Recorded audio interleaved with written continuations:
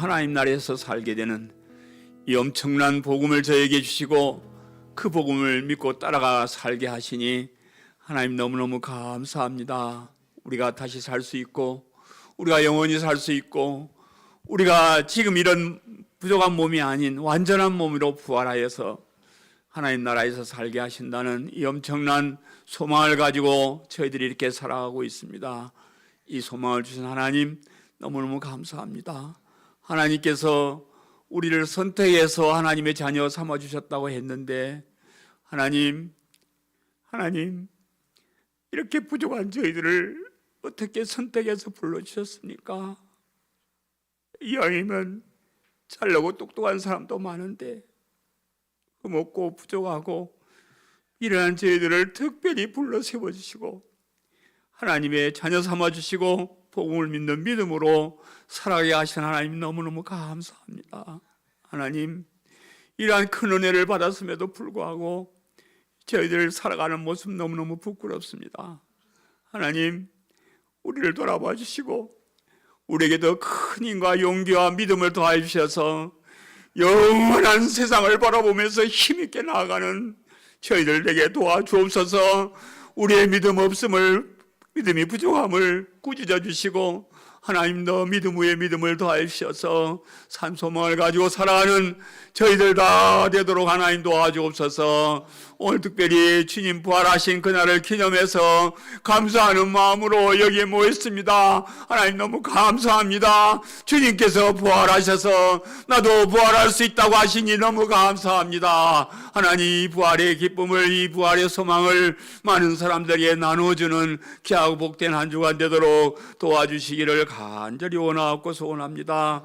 하나님께서 우리에게 요구한 거 별거 없는 거 압니다. 항상 하나님 편에 서고 항상 교회 편에 서고 항상 주님 나라 위해서 그 편에 서서 주님 따라가는 저희들 다 되도록 하나님 도와주옵소서. 세상은 여러 가지로 변하고 우리를 유혹하고 세상의 쾌락과 즐거움이 우리를 유혹할지라도 끝까지 이 믿음을 지키고 승리하는 저희들 되게 도와주옵소서. 하나님 우리의 모습이 너무 연약하지만 하나님께서 우리에게 이 복음을 주시고 진리의 말씀을 주시고 바른 신앙을 주셨음을 믿습니다. 하나님 우리들이 여기서 올바른 믿음을 진리를 가지고 하나님 따르며 살아가는 저희를 되게 도와주시고 이곳에서 외친 복음이 다시 한국교회를 향해서 세계 만방을 향해서 하나님이여 쏟아나가게 하는 그런 본거지가 될 수 있도록 하나님 도와주시기를 간절히 원하고 소원합니다. 남들은 다른 길을 갈지라도 이 부활의 소망을 가지고 영원한 천국을 향해서 나가는 저희들 다 되게 도와주시고 저희 교회 되도록 도와주옵소서. 시간도 귀한 말씀을 받습니다. 부활의 신앙을 더욱더 힘있게 가지게 할 수 있도록 하나님께서 역사하시고 우리의 마음속에 성령님께서 충만하게 역사해 주옵소서. 거룩하신 예수님의 이름으로 기도하옵나이다. 아멘.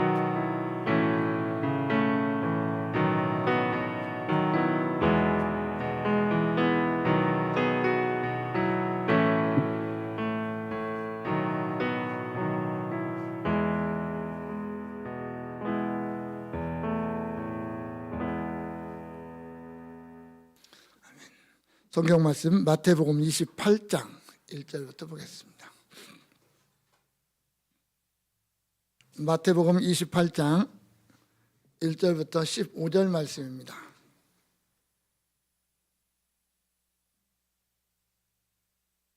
우리 다 같이 한 목소리로 읽겠습니다.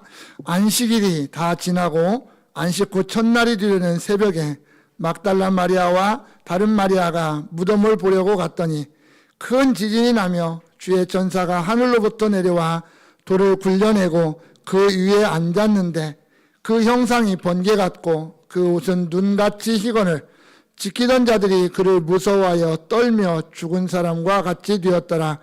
천사가 여자들에게 말하여 이르되 너희는 무서워하지 말라. 십자가에 못 박힌 예수를 너희가 찾는 줄을 내가 아노라. 그가 여기 계시지 않고 그가 말씀하시던 대로 살아나셨느니라. 와서 그가 누우셨던 곳을 보라. 또 빨리 가서 그의 제자들에게 이르되 그가 죽은 자 가운데서 살아나셨고 너희보다 먼저 갈릴리로 가시나니 거기서 너희가 비오리라 하라. 보라 내가 너희에게 일렀느니라 하거늘 그 여자들이 무서움과 큰 기쁨으로 빨리 무덤을 떠나 제자들에게 알리려고 다름질할세 예수께서 그들을 만나 이르시되 평안하냐 하시거늘 여자들이 나아가 그 발을 붙잡고 경배하니 이에 예수께서 이르시되 무서워하지 말라 가서 내 형제들에게 갈릴리로 가라 하라 거기서 나를 보리라 하시니라. 여자들이 갈 때 경비병 중 몇이 성에 들어가 모든 된 일을 대제사장들에게 알리니 그들이 장로들과 함께 모여 의논하고 군인들에게 돈을 많이 주며 이르되 너희는 말하기를 그의 제자들이 밤에 와서 우리가 잘 때 그를 도둑질하여 갔다 하라. 만일 이 말이 총독에게 들리면 우리가 권하여 너희로 근심하지 않게 하리라 하니 군인들이 돈을 받고 가르친 대로 하였으니 이 말이 오늘날까지 유대인 가운데 두루 퍼지니라. 아멘. 할렐루야. 우리 주님이 사망의 권세를 이기시고 부활하셨습니다. 우리의 죄를 지고 십자가에서 죽으신 그 예수 그리스도께서 또한 우리에게 영원한 소망을 주시기 위하여 부활하셨습니다. 이 부활의 주님께 영광과 찬송과 예배를 드리는 우리 모든 성도들에게 그 예수 그리스도를 쫓아 부활의 산 소망이 넘치기를 소원합니다. 오늘날 많은 사람들이 기독교의 어떤 진리 가운데서 가장 이해하지 못하는 부분이 바로 예수 그리스도의 부활이라고 하는 겁니다. 뭐 십자가에 죽으셨다, 뭐 그럴 수 있습니다. 뭐 예수님이 뭐 죄가 없는데도 십자가에 달려 죽으셨다, 그거 얼마든지 이해하고요 설명할 수 있습니다. 그런데 이 부활이라고 하는 것은 어떤 오늘날의 지식이나 어떤 과학이나 의학 이걸로 도저히 설명할 수도 없고 이해될 수도 없는 어떤 일이기 때문에 교회를 오래 다녀도 그 부활을 그냥 지식적으로만 예수님이 부활하셨대 라고 하는 어떤 지식적인 사건으로 끝내버리고 그것을 정말 믿지 못하는 사람들도 많이 있다라고 하는 겁니다. 예수 그리스도의 부활은 분명 역사적인 사건입니다. 그래서 많은 증인들이 있습니다. 예수 부활을 목격한 자들. 다른 사람들은 다 부인할 수 있지만 그 부활하신 주님을 직접 만난 사람들, 보고 함께 대화하고 함께 만지고 함께 먹고 마셨던 사람들, 그들은 예수 그리스도의 부활을 절대로 부정할 수 없고 부인할 수 없는 사람들이다라고 하는 거죠. 그들의 어떤 증언, 그들의 기록이 2000년이 지난 오늘까지 전달되어져 왔고, 오늘 우리가 그 예수 그리스도의 부활에 대해서 참 수많은 사람들이 부정하고 부인하고 그럴 수가 없다라고 말을 하지만, 세상 사람들이 다 그렇게 말한다 할지라도 나만은 그 예수 그리스도의 부활을 믿고 고백하고 그 예수 그리스도의 부활로 말미암은 내 안에 부활의 산 소망을 가지고 살아가는 오늘의 나 자신이 되었다라고 하는 것만큼은 분명합니다. 오늘 우리가 주님의 부활을 기념하는 부활주의를 맞이합니다. 어떤 이들은 주님의 부활절을 꼭 지켜야만 되느냐라고 말을 하는 사람들도 있기는 합니다. 그러나 물론 우리가 주일이라고 하는 개념 속에서 예수 그리스도의 부활을 기념하는 어떤 그런 의미가 있기는 하지만, 그래도 또 우리가 우리의 신앙의 어떤 발걸음을 걸어가는 과정 속에서 예수 그리스도의 부활이라고 하는 이 사건을 다시 한번 특별하게 우리의 마음속에 되새기면서 내가 가진 믿음, 예수 그리스도에 대한 그 부활의 믿음, 그리고 예수의 부활로 끝나는 것이 아니라 그 예수의 부활이 곧 나의 영원한 부활로 또한 이어진다라고 하는 이 놀라운 사실을 우리가 다시 한번 마음속에 되새기면서 우리의 믿음을 더욱더 굳게 다져가는 이러한 귀한 절기들을 우리가 또 기념하는 것도 우리에게는 의미가 있다라고 할 것입니다. 그래서 오늘 우리는 세상 사람들이 말하는 그런 부활, 그런 것보다 정말 역사적인 어떤 사건 속에서 일어났던 예수 그리스도의 부활, 그것을 한번 실증적으로 만나보기를 원합니다. 그래서 예수 그리스도의 부활의 증인들, 오늘 우리도 분명히 예수 그리스도의 부활의 증인이지만 성경에 기록되어진 긍정적인 모습이었던 부정적인 모습이었던 어쨌든 그들이 예수 그리스도의 부활의 증인으로 성경에 기록되어졌다라고 하는 것만큼은 분명하거든요. 그래서 그들을 한번 뒤쫓아 보면서 내 안에 있는 부활에 대한, 예수 그리스도의 부활과 또한 나의 부활에 대한 조그마한 어떤 의심이나 불안함이 있다면 그것을 떨쳐버리고 정말 주님의 부활이 내 마음속에서 더욱더 강하게 새겨지고 굳게 믿어지는 그런 어떤 계기로 삼고자 합니다. 그래서 이 시간 예수 부활의 증인들이라는 제목으로 함께 말씀을 생각을 해보려고 합니다. 먼저 예수 부활의 증인으로 등장하는 첫 번째 무리가 있다면 그런 천사들입니다. 2절부터 4절에 그러죠. 큰 지진이 나며 주의 천사가 하늘로부터 내려와 돌을 굴려내고 그 위에 앉았는데 그 형상이 번개 같고 그 옷은 눈같이 희건을 지키던 자들이 그를 무서워하여 떨며 죽은 사람과 같이 되었더라라고 합니다.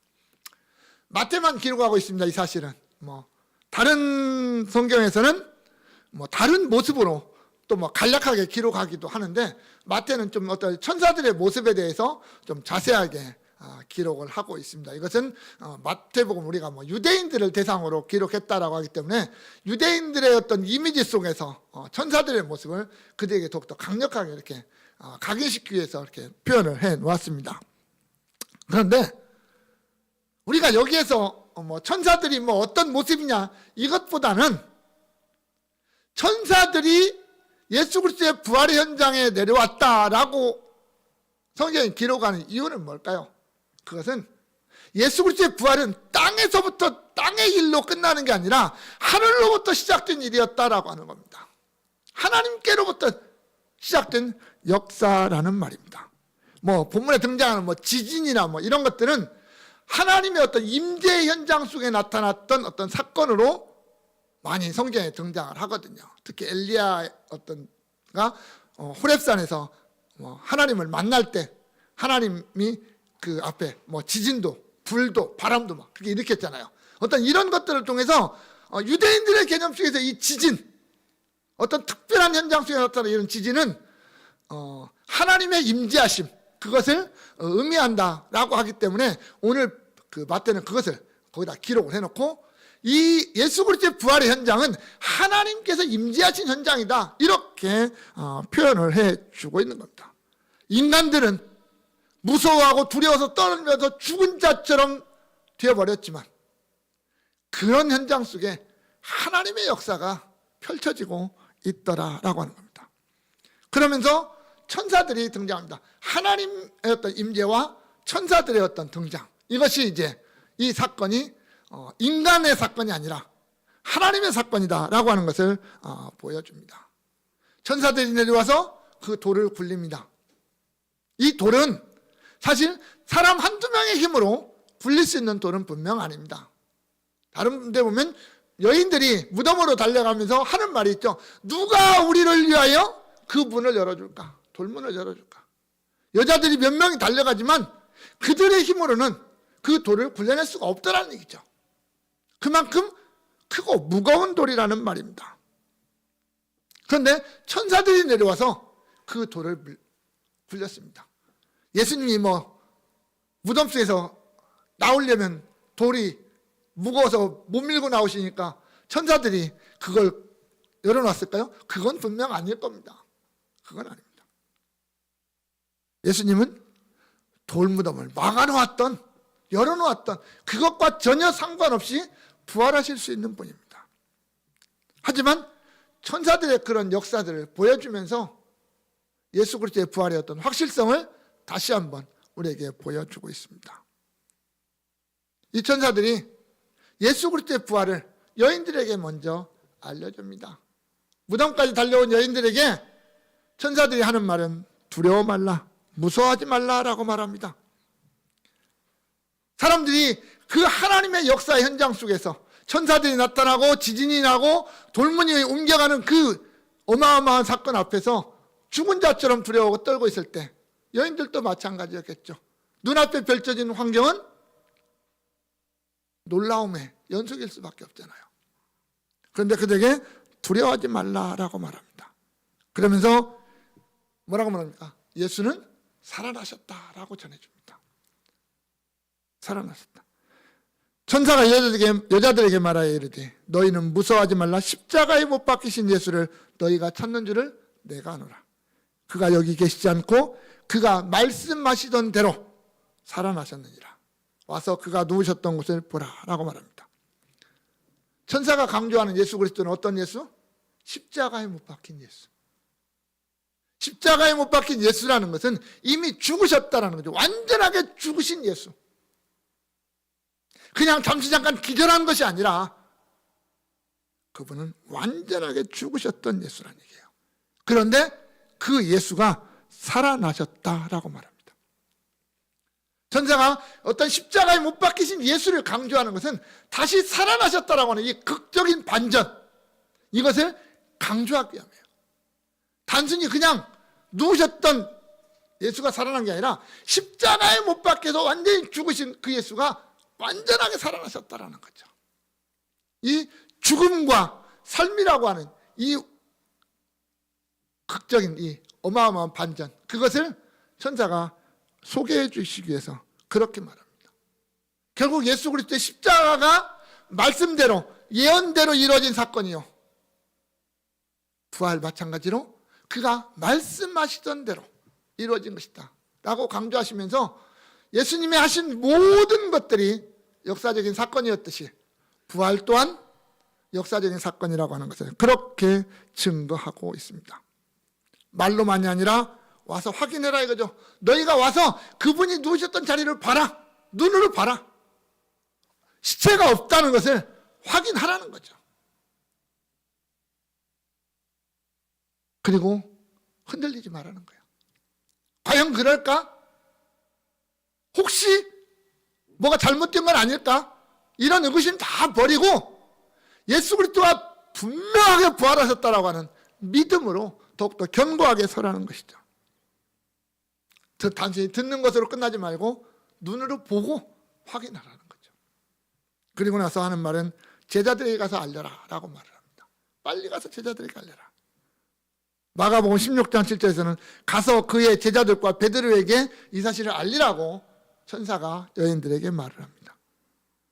내가 확인한 것을 그냥 그렇구나 여기서 끝나버리지 말고 그 사실을 가서 다른 제자들에게 전달하라고 말하죠. 두려움과 무서움 속에서 발발 떨고 있는 그 현장에 머무르지 말고 이 예수 그리스도의 부활의 이 어마어마한 기쁨, 그 소식, 기쁨의 소식, 큰 기쁨의 소식, 과거 베들레헴에 예수님이 탄생하셨을 때 천사들이 나타나서 이 예수 그리스도가 탄생하셨다라고 하는 것이 큰 기쁨의 좋은 소식, 곧 복음이라고 말씀했던 천사들이 예수 그리스도의 부활의 현장에서 여인들에게 똑같이 이 복음을 전하라고 말하고 있는 겁니다. 예수 그리스도의 부활은 두려움의 소식이 아니라 큰 기쁨의 좋은 소식이기 때문에 곧 복음이기에 가서 빨리 전해야 된다라고 하는 겁니다. 그러면서 네 번째로 하는 말은 뭡니까? 예수님이 하셨던 모든 말씀들을 기억해라. 예수님이 너희보다 먼저 갈릴리로 가겠다라고 하셨던 그 말씀을 기억하라는 겁니다. 실제로 그러잖아요. 너희보다 먼저 갈릴리로 가시나니 거기서 너희가 비오리라.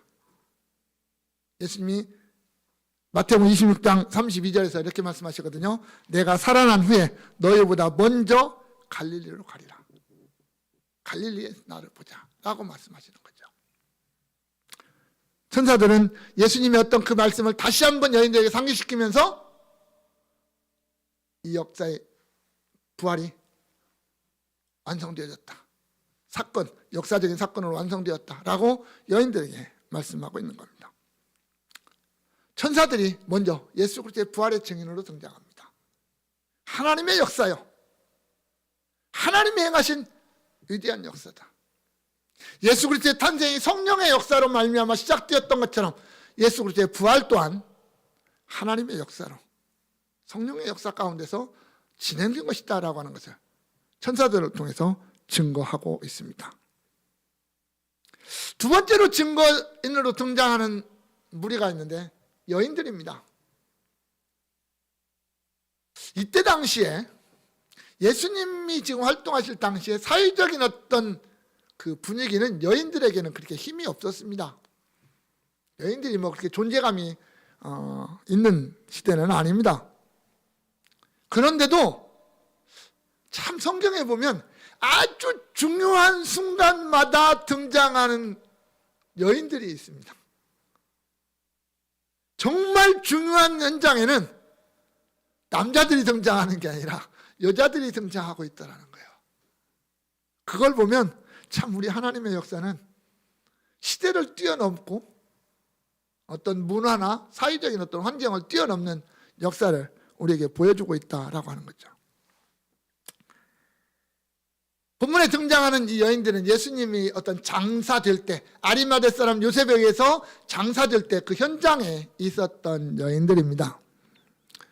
그런데 문제는 예수님의 십자가와 무덤에 장사되는 이 과정이 어떤 유대인의 장례법의 절차를 거친 게 아니에요. 급히 이루어진 거거든요. 급히. 그러다 보니까 이 여인들이 조금 뭐라고 그럴까요? 예수님의 어떤 장례를 완성이 안 됐다라고 생각을 한 거죠. 그래서 안식 후 첫날 무덤으로 달려갑니다. 향유를 바르기 위해서. 무덤의 어떤 그 시체에 향유를 바르기 위해서 달려갑니다. 그런데 이 여인들에게는 무덤까지 갈 수 있는 발은 있는데 무덤 앞에서 이 여인들은 또 한 번 난관을 겪어야 돼요. 돌무덤 때문에 그래요. 무덤이 돌로 막혀져 있다는 거예요. 그래서 우리를 위하여 무덤문에서 누가 돌을 굴려줄 것이냐라고 서로 걱정하면서 달려갑니다. 그러니까 참 이 여인들도 담대한 여인들입니다. 분명히 그 무덤은 돌로 막혀져 있고 군인들이 지키고 있다는 걸 분명히 알아요. 그리고 그 무덤 문을 함부로 열 수 없다는 것도 알아요. 그러면서도 향유를 갖고 달려간다니까요, 이 여인들이. 그들의 걱정은 기우였습니다. 무덤문 앞에 도착했을 때 이미 돌문을 활짝 열렸고 예수님의 부활의 역사는 이미 일어나고 말았습니다. 결국 이 여인들은 예수 그리스도의 부활의 현장에 가장 먼저 도착한 부활의 증인들이었습니다. 그들이 예수 그리스도의 부활의 모습을, 부활하시는 모습은 분명 못 봤습니다. 그러나 그들은 부활의 현장을 목격했고 부활하신 주님을 만났습니다. 부활하신 주님을 만났습니다. 그로 말미암아 예수 그리스도가 부활하셨다라고 하는 첫 번째 증인이 된 겁니다. 천사가 아닌 이 지구상에 존재하는 사람으로서는 가장 먼저 부활하신 주님을 만난 자들이고 여인들이고 또한 그 주님을 증거하는 증인이 된 여인들이었습니다. 이 여인들이 제자들에게 달려갑니다. 달려가서 예수님이 부활하셨다라고 이야기를 합니다. 그런데 제자들이 못 믿어요. 여러분 같으면 믿겠습니까? 여러분들이 제자들이라고 한번 생각을 해보십시오. 예수님이 십자가에서 죽으시고 그 다음날 안식일, 6월절 안식일이거든요. 그들이 하루 종일 조용히 지냈어요. 숨어서 지냈어요. 그리고 안식 후 첫날, 오늘날의 주일 아침이겠죠. 그들은 아직도 두려움에 떨고 있습니다. 한 곳에 모여서. 그런데 여인들이 달려와서 하는 말이 예수 그리스도가 부활하셨다라고 합니다. 분명히 죽으셨는데 무덤에 장사 지냈는데 그분이 어떻게 부활하셨어요? 죽은 자가 다시 살아난다? 그들은 못 믿는 겁니다. 허탄한 듯 거짓말하는 것처럼 말도 안 되는 일이 일어났으니까 멍해지는 거죠. 그러나 여인들은 담대하게 끝까지 이야기합니다. 우리 주님이 부활하셨다. 요한복음에 보면 그래서 요한과 베드로가 무덤을 달려가잖아요. 그래서 확인을 하잖아요. 아무것도 없어요. 결국 그렇게 확인하고 나서야 그들이 예수 그리스도의 부활을 믿잖아요. 결국 이 여인들은 예수님의 어떤 그 시신에 향유를 바르고자 하는 그 마음 하나를 가지고 무덤을 향하여 달려갔지만 그들의 의도와는 전혀 다르게 예수 그리스도의 부활의 증인이 되는 위대한 역사의 주인공이 되었다라고 하는 거죠. 세 번째 증인은 예수님 자신입니다. 이제 예수님 자신이 내가 부활했다라고 하는 것을 증거해 주고 있습니다. 9절에 보면 예수께서 그들을 만나 이르시되 평안하냐 하시거늘. 이 평안하냐는 샬롬이라는 말이거든요.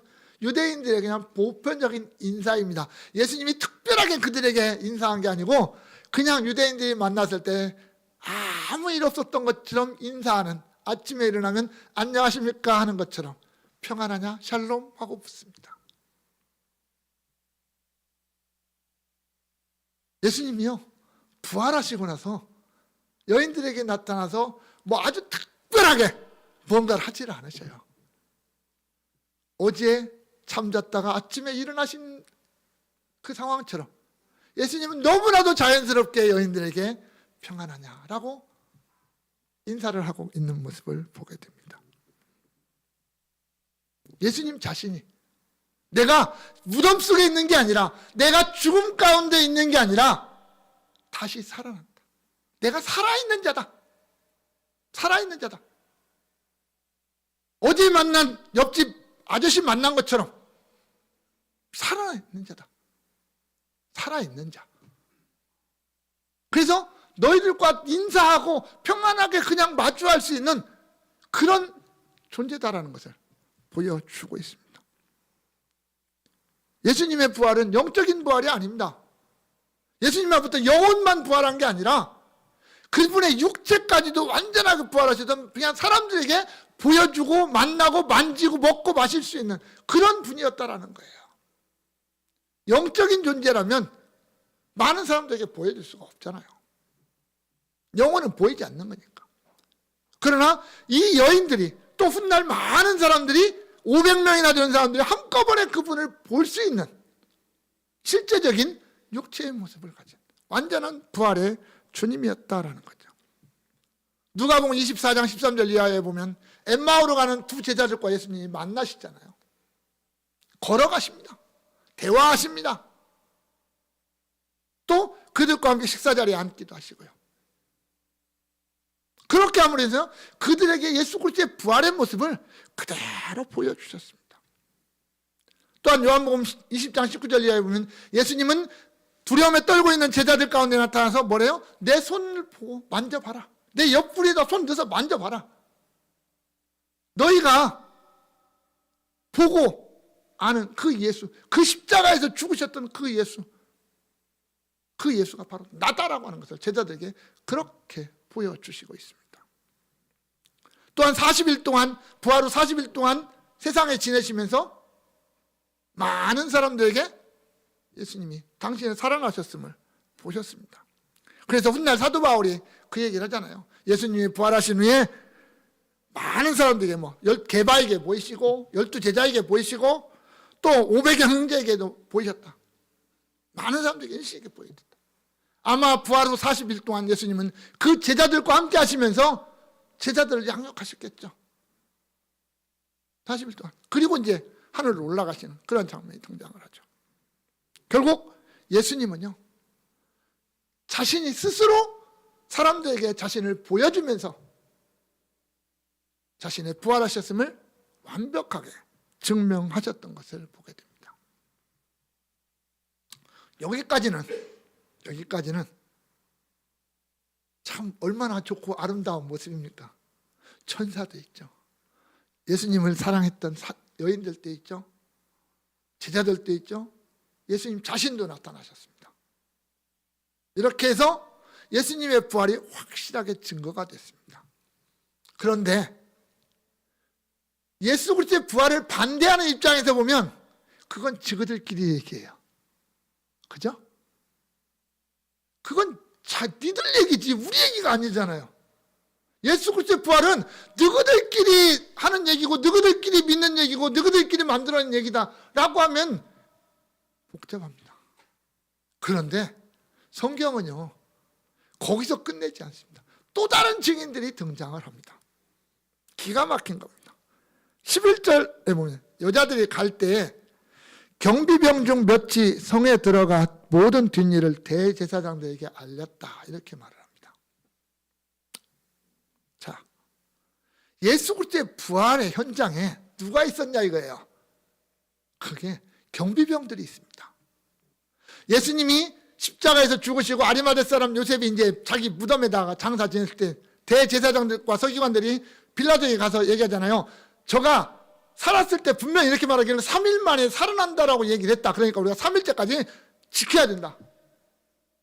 그래서 결국은 그 무덤에다 봉인을 하고 경비병들을 세워서 군인들을 세워서 지키게 합니다.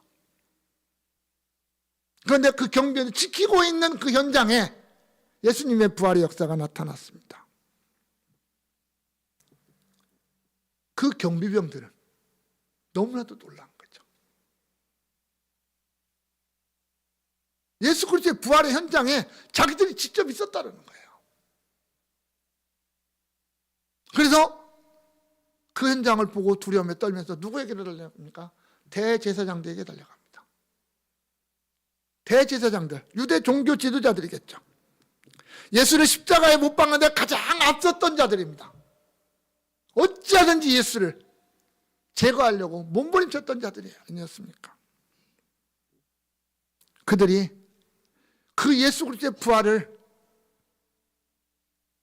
아니라고, 이건 일어날 수 없는 일이라고 분명히 그렇게 생각했을 거 아닙니까?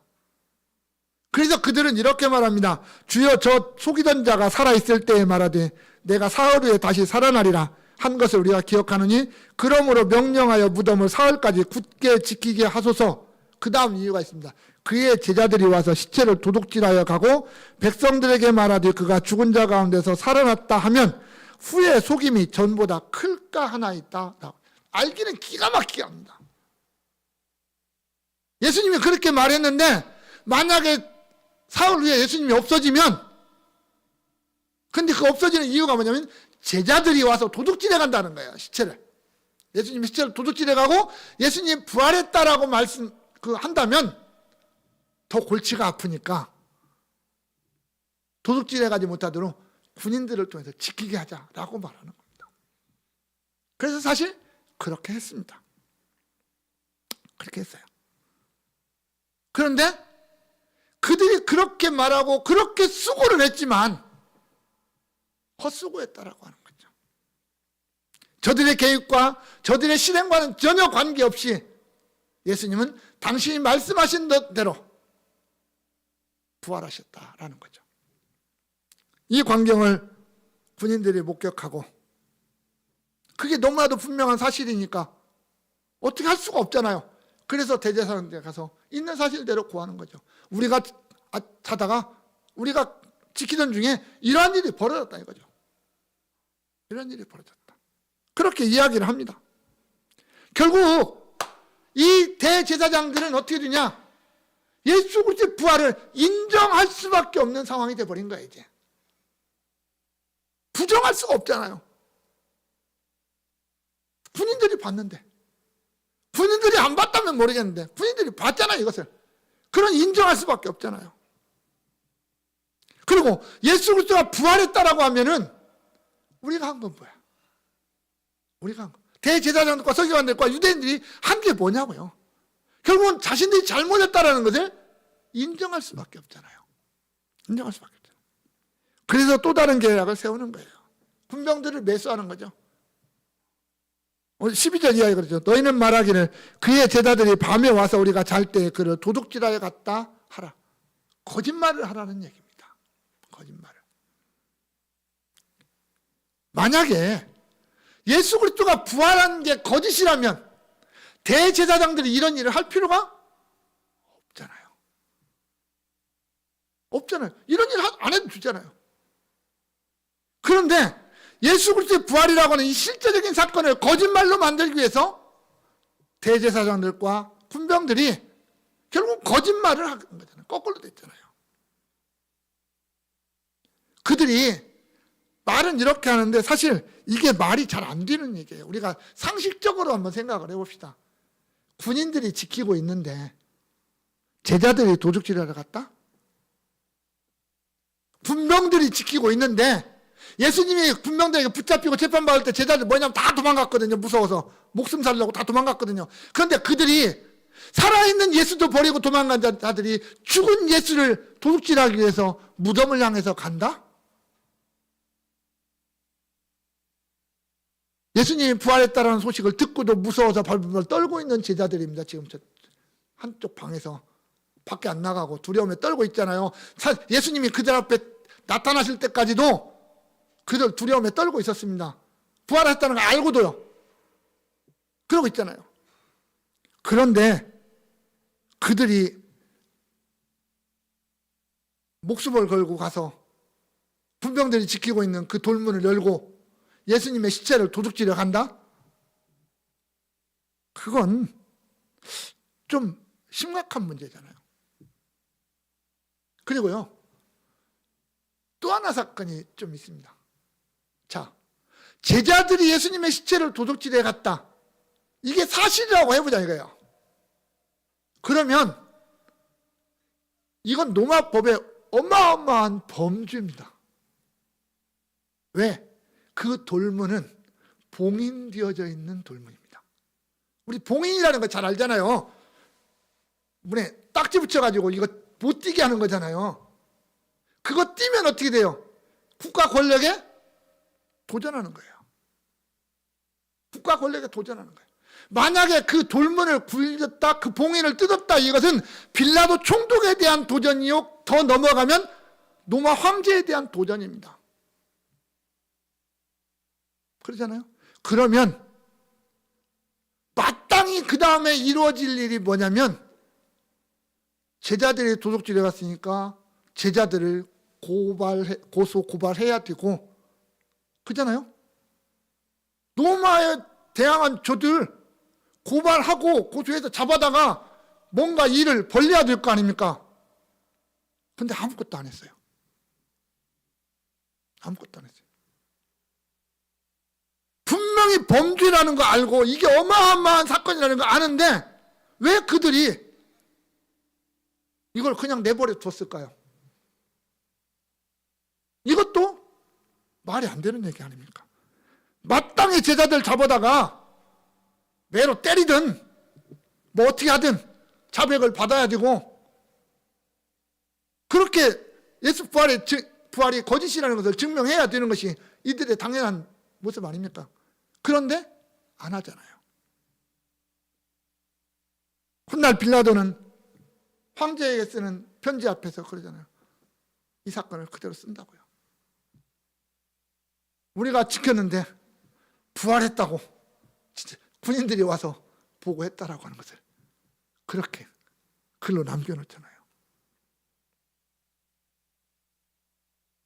군병들의 보고, 어떤 국가의 법적인 사건, 이런 모든 것을 종합해봐도 대제사장들이나 군병들의 이야기는 앞뒤가 맞지 않는, 그들 스스로가 예수 그리스도의 부활을 부정하려고 하지만 부정할 수 없어서 결국 거짓말을 만들어내지만 그 거짓말 자체가 예수 그리스도의 부활을 증명하는 증거가 되고 증인들이 되고 말았다라는 거죠. 결국 이 대제사장들이나 군병들은 예수 그리스도의 부활을 반대하고 거짓말로 만들려고 하는 부정적인 일을 벌였지만 오히려 그것이 예수 그리스도의 부활을 더욱더 확실하게 만들어버리는 증인의 역할을 하고야 말았다라고 하는 겁니다. 성도 여러분, 아직도 예수 그리스도의 부활이 그냥 내 머릿속에서 지식으로만 남아있지는 않습니까? 우리 예수 그리스도는 당신이 하신 말씀대로 내가 십자가에 못 박혀 죽을 것이다, 그러나 사흘 만에 나는 다시 살아날 것이다 라고 말씀하셨던 대로 그렇게 부활하셨습니다. 무덤이, 죽음의 권세가 종교 지도자들의 어떤 계략이 예수 그리스도의 부활을 막을 수는 없었습니다. 왜?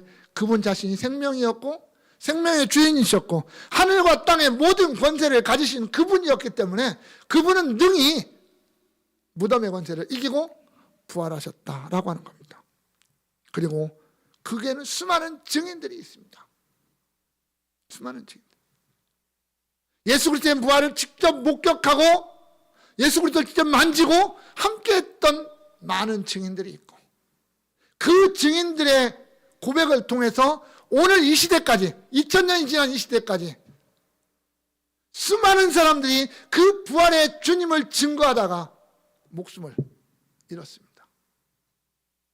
거짓을 위해서 목숨을 거는 사람들도 있긴 있습니다. 그러나 오래가지 못합니다. 그런데 예수 그리스도의 부활이라고 하는 이 위대한 사건은 2000년이 지난 오늘도 그 시대나 오늘이나 조금도 달라지는 것 없이 더해지는 것 없고 빼지는 것 없이 있는 그대로 증거되어졌고 또 그대로 믿게 되고 주님 다시 오시는 그날까지 계속 증거되어지는 사건, 그게 바로 예수 그리스도의 부활이라고 하는 사건입니다. 오늘 우리는 그 예수 그리스도의 부활을 직접 우리의 육신의 눈으로 보고 우리의 손으로 만지고 우리의 입으로 그분과 대화하지 않았습니다. 그렇지만 성령은 오늘 우리 가운데 함께 하셔서 우리의 마음을 감동시키고 또한 우리가 성경을 통해서 이 말씀을 듣고 읽고 또 들을 때 그 예수 그리스도의 부활을 믿어지게 하십니다. 그 믿음으로 말미암아 오늘 우리가 구원이라고 하는 선물을 받고 살아갑니다.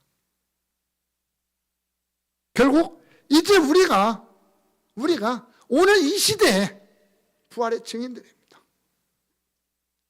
성경에 등장하는 이들은 그 시대의 부활의 증인이었다면 오늘을 살아가는 이 시대, 2000년대 이 시대의 부활의 증인은 천사도 아니고 여인들도 아니고 대제사장들과 군병들도 아니고 예수님 자신도 아니고 우리가 이 땅에 내가 살아가는 내가 발디디고 있는 이 땅에 부활의 증인으로 오늘 우리가 부름 받았고 또한 그렇게 보냄을 받았습니다. 그러기 위해서 우리는 예수 그리스도의 어떤 십자가와 부활이라고 하는 이 위대한 사건에 대한 분명한 믿음이 있어야 됩니다. 내 죄를 대신해서 죽으신 십자가의 사건, 그리고 나에게 영원한 생명을 주시기 위해서 부활하신 그 주님의 부활의 사건, 이 두 가지의 사건이 우리의 믿음의 근간이요 핵심 아닙니까? 이 사건에 대한 두말할 필요 없는 증인은 바로 오늘 이 시간 나 자신이라는 것을 우리가 믿고 그렇게 고백하고 또한 우리가 그렇게 살아가야 한다는 겁니다. 이 땅에는 아직도 그 주님의 부활을 믿지 못하는 자들이 너무나도 많이 있습니다. 알면서도 못 믿는 거죠. 알면서도. 그들에게 예수 그리스도가 부활하셨다라고 하는 것, 우리 예수 그리스도의 부활은 너무나도 확실한 사건이다라고 하는 담대한 고백이 우리의 입술을 통해서 드러나야 되고 그들에게 증거되어야 되는 겁니다. 원하기는 이 부활주일이라고 하는 이 절기를 지키는 저와 여러분들에게 그 옛날 2000년 전에 그 무덤 앞에서 일어났던 그 역사 현장 속에서 정말 예수님을 만났던 그 여인들처럼 우리도 그 부활의 주님을 내 마음속에서 만나는, 그래서 우리의 믿음이 결코 조금도 흔들리지 않고 더욱더 견고해지는 귀한 역사가 우리 가운데 있기를 바랍니다. 그래서 우리도 그 예수 그리스도를 믿는 것으로 끝나지 말고 내 삶을 통해서 예수 그리스도의 부활을 증거하는 증인으로서의 삶을 살아가는 우리 광성의 모든 성도들 될 수 있기를 주님의 이름으로 축원합니다. 이 시간 다 같이 한번 기도하겠습니다. 우리 기도하실 때 부활이요 생명이 되신 우리 주 예수 그리스도의 은혜와 그 아들을 십자가에 내어주시고 다시 죽음에서 부활하게 하심으로 우리에게 영원한 산 소망을 주신 아버지 하나님의 놀라우신 사랑과 오늘 또 이 시대에 부활의 증인으로 살아가도록 우리에게 힘 주시고 믿음 주시고 용기 주시는 성령님의 역사가 여기 모인 주의 백성들 머리 위에 영원까지 함께 있을지어다. 아멘. 아멘.